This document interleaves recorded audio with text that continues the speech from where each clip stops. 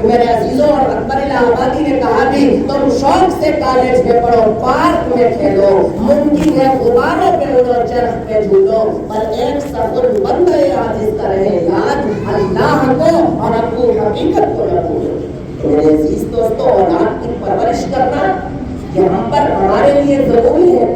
اولاد کے دل میں اللہ کی محبت پیدا کرنا یہ ہمارے لیے ضروری ہے۔ اور یاد رکھو، اگر آپ نے اپنی اولاد کو دیندار نہ بنایا تو میرے عزیز دوستو آپ مر جائیں گے، کوئی معاملہ نہیں، آپ مر کے مٹی میں مل جائیں گے، یاد رکھو۔ لیکن آپ نے جو یہ دین میرے عزیز دوستو اپنی اولاد کو دین نہیں سکھایا، اس کا سلسلہ نسل در نسل چلتا رہے گا اور پھر آپ کی نسل سے دین مٹ جائے گا، دین مٹ جائے گا میرے عزیز دوستو۔ اگر اپنا بڑھاپا اچھا چاہتے ہو، اگر چاہتے ہو کہ تمہارے بڑھاپے کی تمہاری اولاد سہارا بنے، تو خدا را ان کو نیک بناؤ، انہیں جوڑو ان مسجدوں سے، انہیں جوڑو ان مدرسوں سے، انہیں جوڑو ان میرے عزیز دوستوں دین کے خالقوں سے، رہنماؤں سے، ان کے دل میں اپنے رب کی محبت پیدا کر۔ ایک واقعہ بایزید بستانی رحمۃ اللہ علیہ، بہت بڑے اللہ والے گزرے، جب ان کی پیدائش ہوئی ان کے والدین کے دل میں میرے عزیز دوستوں ایک قرآن ایک لگن پیدا ہو گئی کہ یار میرا بچہ اتنا بڑا ہو رہا ہے دھیرے دھیرے، اور میں اس کے دل میں اللہ کی محبت کیسے پیدا کروں، اس کے دل میں اللہ کی محبت کیسے جگاؤں۔ انہیں ایک ترتیب سوچی، ٹھیک ہے، اور میاں بیوی نے مشورہ کیا کہ ایسا کرو، جب تک ہم بچے کو اسکول مدرسے چھوڑ کر کے آئیں گے تو ہم کھانا بنائیں گے، لیکن کھانا چھپا کر کے رکھ دیں گے، کھانا چھپا کر کے رکھ دیں گے، اور جب ہمارا بیٹا آئے گا تو ہم اس سے کہیں گے جیسا مشورہ انہوں نے میاں بیوی نے کیا کہ صبح ماں مدرسے چھوڑ کر کے بچے کو آئی، چھٹی کا وقت ہوا، بچہ گھر پہ آیا، جو مشورہ جو مشن انہوں نے بنایا تھا والدین نے، بچے نے کھانا مانگا کر کے، تو ماں کہتی ہے بیٹا کھانا تو ہے ہی نہیں، آج کھانا آیا ہی نہیں ہے۔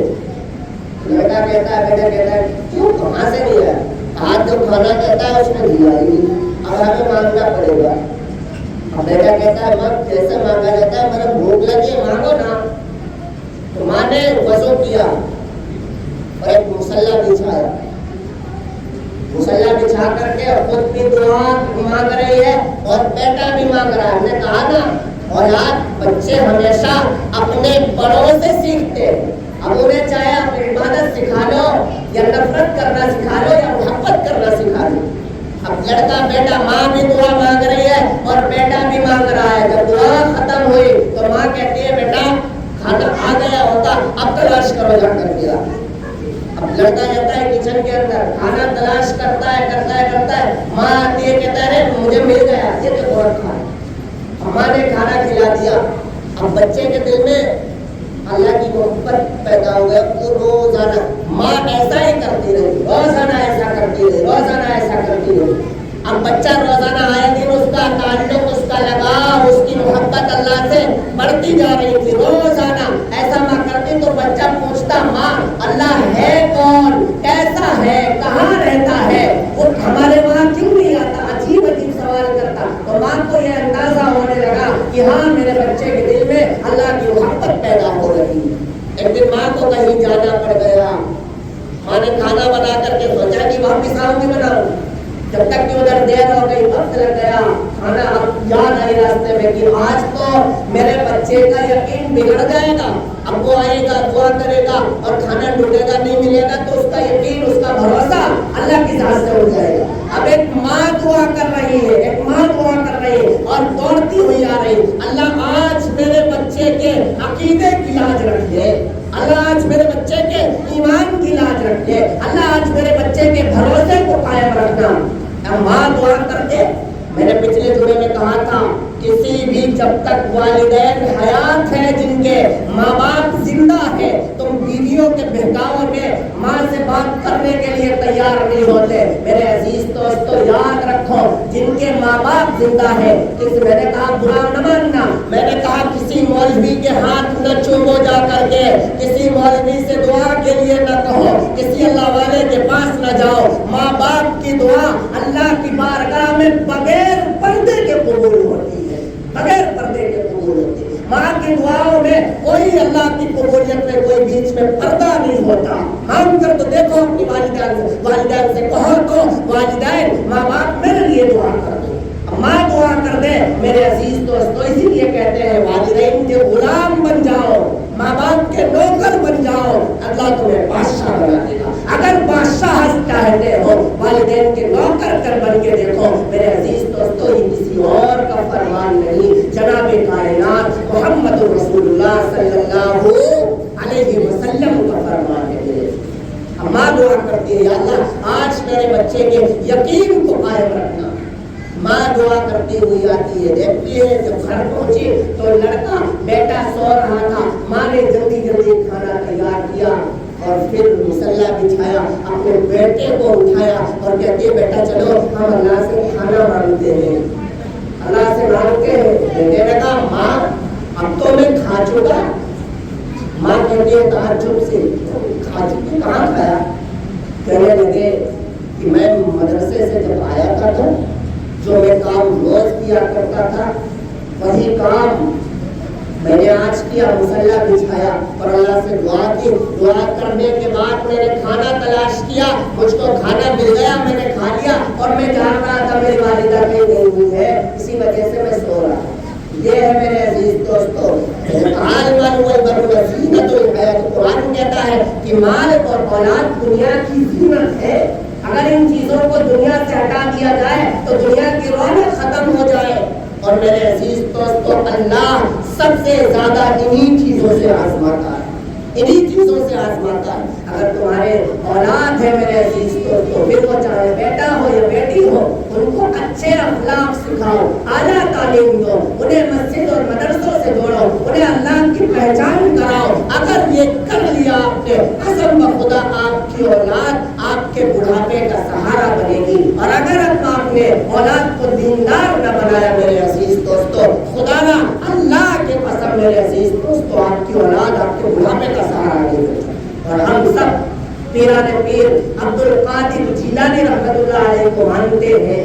میرے عزیز دوستو ان سے ہمیں یہ سبق لینا چاہیے, سیکھ لینی چاہیے. جتنے بھی ولی بنے ہیں سب کو ولی بنانے میں اگر سب سے زیادہ کسی کا ہاتھ ہے تو ان کی ماں کا ہاتھ ہے. میں نے واقعہ بتایا کہ پیران پیر عبد القادر جیلانی رحمۃ اللہ علیہ 12 یا 13 سال کی عمر میں جب پڑھنے کے لیے بغداد جا رہے تھے, میرے عزیز دوستو قافلے والوں کو ڈاکوؤں نے گھیرا اور ایک عبد القادر جیلانی رحمۃ اللہ علیہ کے سچ بولنے پر سارے ڈاکوؤں نے توبہ کر لی اور بقیہ زندگی اپنی رسول اللہ کے احکام کے مطابق گزارنے کا عہد اور میرے عزیز دوستوں قسم اٹھا لی. خدا اپنے بچوں کی پرورش اچھی طریقے سے کرو. یہ نہ سکھاؤ اپنے بچوں کو کوئی اگر ضرورت مند آیا ہے, آپ گھر موجود ہے, پھر بھی خبر آپ اپنے بچوں سے بھجواتے ہیں, آواز دی کسی نے اور جی کہاں ہو, اندر سے آپ اپنے بچے کو بھیج دیتے ہیں. آپ بیٹھے ہوئے ہیں اور کہتے ہیں کہ جاؤ بیٹا کہہ دو جا کر کے ابو گھر میں نہیں. اب اس گناہ کی وقات اس بچے کے دل میں رہے گی نہیں رہے گی. کیونکہ یہ سیکھ رہا ہے کہ میرے بچے جس کو میرے ابا اما سے کہہ رہے ہیں, بھائی جس چیز کو آپ کرتے ہو, مثال کے طور پر اگر آپ سگریٹ پیتے ہو اور آپ کے ہاتھ میں ہے نہیں, آپ دوسروں کو منع کر پاؤ گے؟ سامنے سے جواب ملے گا خود پیتے ہیں منع کرنا نہ. اگر جو میرے عزیز کو یہ بیماری کو ختم کرنا ہے تو پہلے اپنے اندر سے اس بیماری کو ختم کرو. جھوٹ بولنے کی عادت باہر میرے عزیز دوستوں اولاد کے سامنے وہ کام نہ کرو جو گناہ ہے.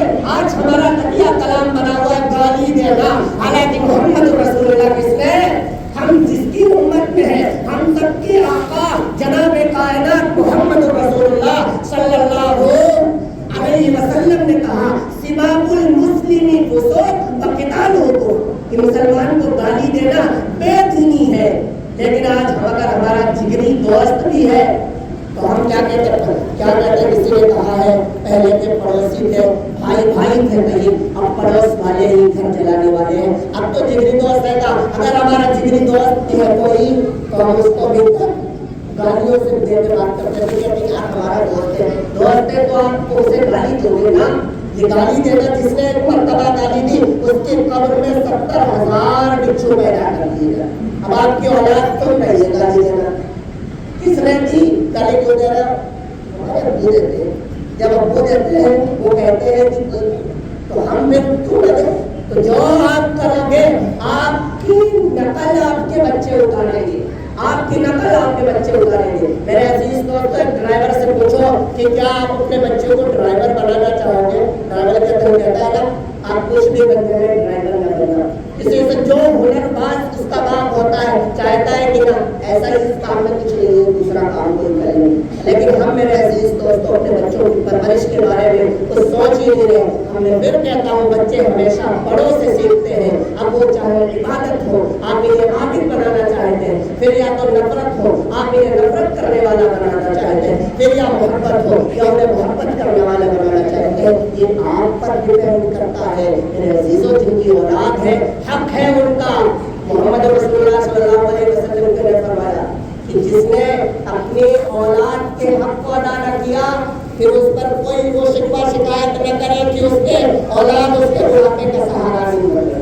अपनी औलाद को उनके हक को अदा करो, उन्हें तालीम अच्छी दो, उन्हें अल्लाह और रसूल की पहचान करो कराओ। वो सादा कागज है, कोरा कागज है, उन पर आप जो लिख दो अभी वही लिखा रहेगा मेरे अजीज दोस्तों। तो इन कागजों पर अल्लाह के वास्ते अच्छी बातें लिखिए ताकि मोमिन आपका नाम रोशन रहे। हजरत मोहम्मद रसूलुल्लाह के कोई लड़के तो थे नहीं, सारी लड़कियां थी, लेकिन आज भी नाम बाकी है और इंशाअल्लाह बाकी रहेगा। करबला के मैदान में हजरत हसन और हुसैन का घराना उजाड़ दिया गया, लेकिन आज भी उनका नाम बाकी और बाकी रहेगा। क्योंकि उनमें अच्छाइयाँ थी, उनमें मेरे अजीज दोस्तों वो अच्छाइयाँ थी जो उनको वालिदैन ने उन्हें सिखाई थी, जो उनके नाना ने उन्हें सिखाई थी। अगर आप अपनी औलाद को अच्छा बना करके जा रहे हैं तो मेरे अजीज दोस्तों ये वो दरख्त है, आप मिट्टी में मिल जाओगे लेकिन आपका नाम निशान बाकी रहेगा। खुदा अल्लाह के वास्ते जिनके पास औलाद है उनको अच्छी तालीम दो, अच्छी तरबियत करो, उनसे नफरत कर करो, अपने पास बिठाया करो। आज मोबाइल देखने के लिए, मोबाइल देखने के लिए मेरे अजीजों हमारे पास एक घंटा है, लेकिन अपनी औलाद से बातें करने के लिए 10 मिनट नहीं है। अपनी औलाद को अपने पास बिठाओ, उनसे पूछो कोई दिक्कत, कोई प्रॉब्लम, कोई मेरे अजीज दोस्तों कोई मसाला, उनसे पूछो कोई दिक्कत तो नहीं। उनके दोस्त बन करके उनकी मेरे अजीज दोस्तों की हिफाजत करो, परवरिश करो। मोहम्मद रसूलुल्लाह सल्लल्लाहु अलैहि वसल्लम की जब बेटी आती थी कौन? हजरत हुसैन और हसन की माँ फातिमा रज़ी अल्लाह अन्हा। आप खड़े हो जाते थे, बेटी आती थी आप खड़े हो जाते थे। ऐसे सिखाई परवरिश करना सल्लल्लाहु अलैहि वसल्लम ने औलाद। खुदारा जिनके पास औलादे हैं अल्लाह के वास्ते इनकी अच्छी तरीके से परवरिश करो, दुआ करो, अल्लाह